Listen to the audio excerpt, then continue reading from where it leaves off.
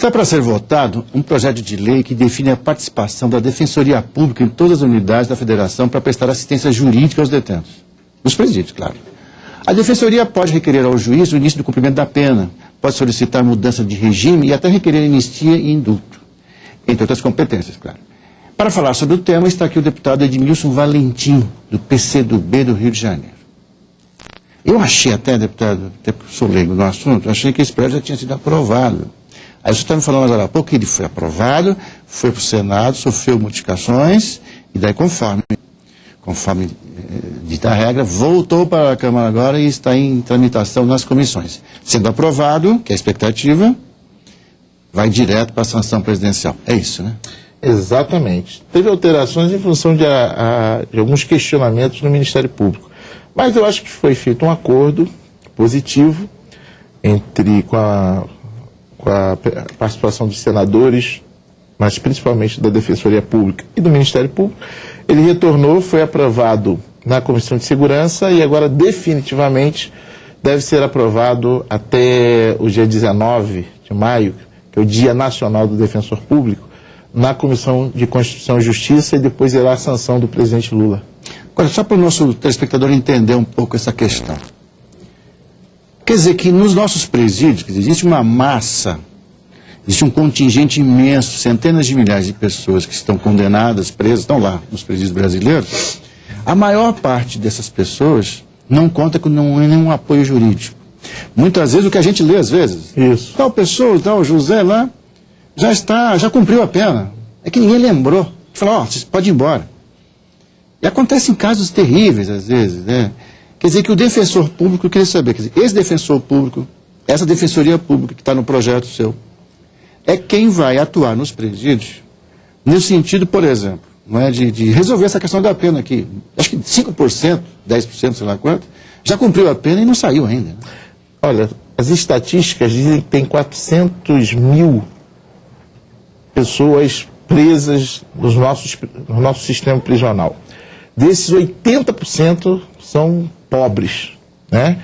Não tem dinheirinho para contratar um advogado. A boa parte deles não tem. Então, na verdade, um dos objetivos, e talvez o mais nobre, seria esse. Seria você permitir a este pobre, que já cumpriu a sua pena, já pagou, né, o erro que cometeu com a sociedade, ter alguém do Estado, e aí no caso o defensor público, devidamente legalizado para poder solicitar a sua soltura quando já exauriu a sua pena. Esse é um dos objetivos da lei, talvez um dos mais importantes. Um outro é exatamente ajudar no processo, junto com as diversas instituições estaduais que existem, o processo de ressocialização desses presos, né? E um outro objetivo, que também eu acho importante, é ajudar a diminuir a violência contra os encarcerados, né, torturas, esse tipo de coisa que, na verdade, não condiz com a nossa democracia. Uhum.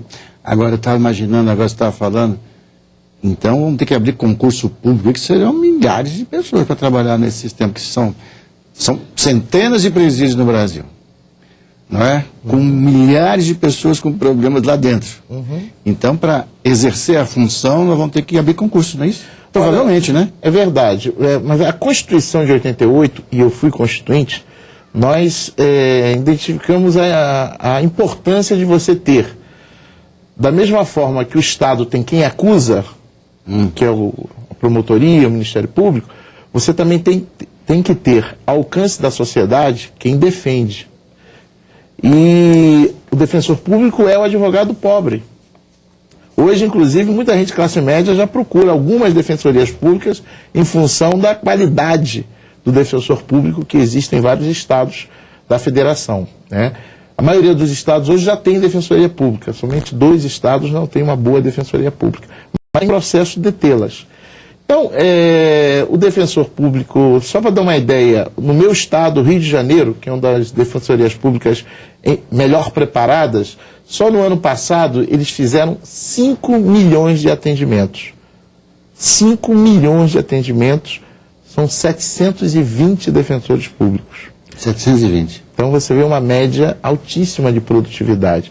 Eu acho que o defensor público ele é fundamental, essencial para você ter acesso à justiça e, consequentemente, consolidar a democracia que estamos consolidando no Brasil. Falando nisso, outro dia ali no jornal, nem sei em que medida os números são exatos, mas dizia lá que algo em torno de 80 mil presos seriam soltos, que era uma ideia do governo. Passa por esses defensores ali, já que existem em alguns estados. Como é que é isso? Porque o povo lê aquilo e fala, epa... Fica com medo, né? Vai soltar os bandidos todos. Aquela paranoia aqui. Não, é verdade. É que o problema da segurança hoje é um problema bastante grave. Delicadíssimo. Né? Delicadíssimo. Eu acho que uma das bases é o problema social e o tráfico de drogas, que é uma coisa que nós precisamos combater com firmeza. Agora, da mesma forma, para você aliviar os cofres deste mesmo cidadão que fica assustado, nós temos que viabilizar para que esses presos, primeiro aqueles que já cumpriram pena, que efetivamente têm direito a ser soltos, estão lá abandonados. Isso é um crime, porque a partir do momento que ele cumpriu pena, ele passa a ser um cidadão comum.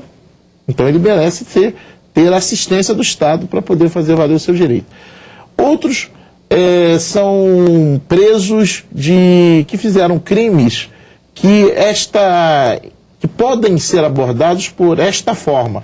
Eu não acredito que esta soltura passe por cima da lei de execução penal. É um processo que tenha que ter um maior rigor, um controle. Seria um mutirão, de repente? Vamos fazer um mutirão aí pra... Isso já acontece. Hoje, quando os defensores são chamados pelo Estado para exatamente ajudar, é de forma espontânea.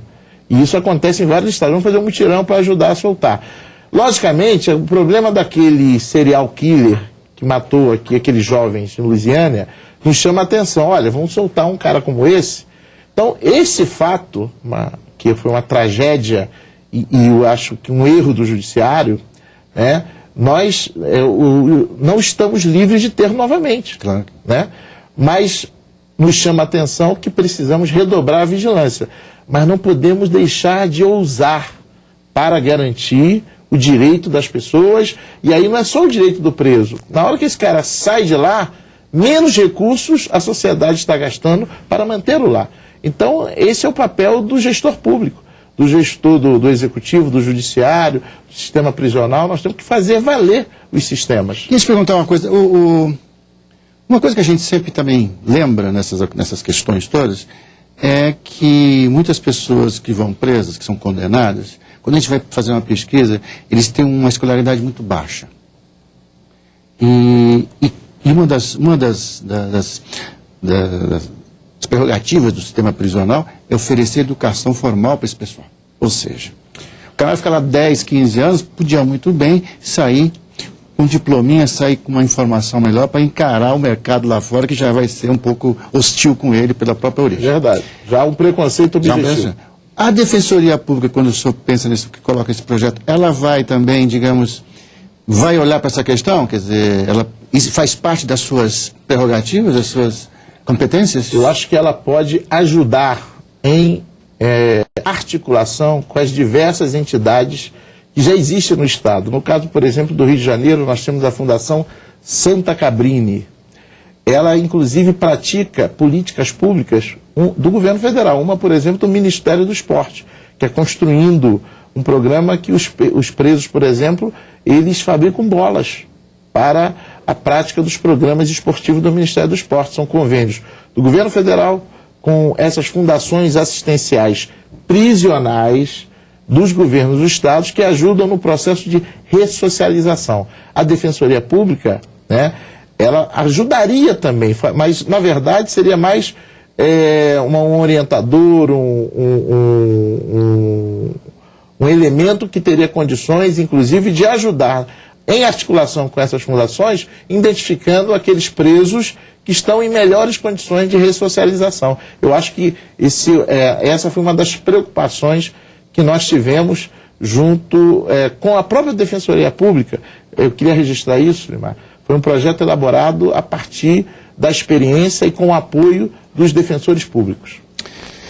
Deputado Luiz Valentim, o assunto rende muita conversa ainda, mas infelizmente o tempo é Tempo é rigoroso para a gente. Uma pena. Muito obrigado pela sua vinda aqui. Eu é que agradeço e cumprimento mais uma vez o programa Palavra Aberta, que tem essa função de levar à sociedade aquilo que está acontecendo no país e particularmente no Parlamento brasileiro. E obrigado a você também que ficou com a gente até aqui.